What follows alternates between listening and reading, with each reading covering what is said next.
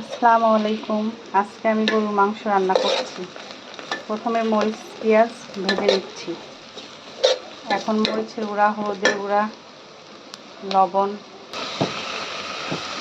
সব মশলা দিয়েছি। এখন কষিয়ে নিচ্ছি ভালো করে।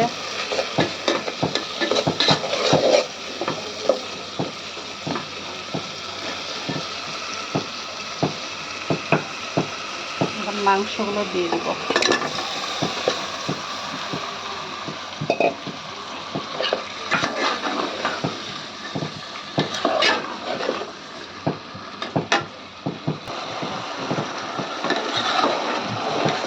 মাংসটা কষানো হচ্ছে। আজকে তিল ভর্তা, পটল দিয়ে শুটকি ভর্তা বানাবো।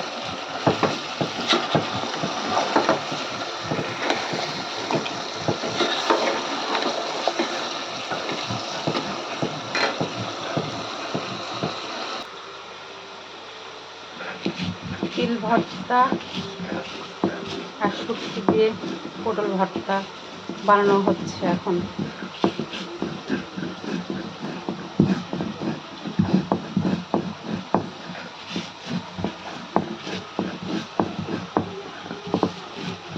আপনারা সবাই ভালো থাকবেন।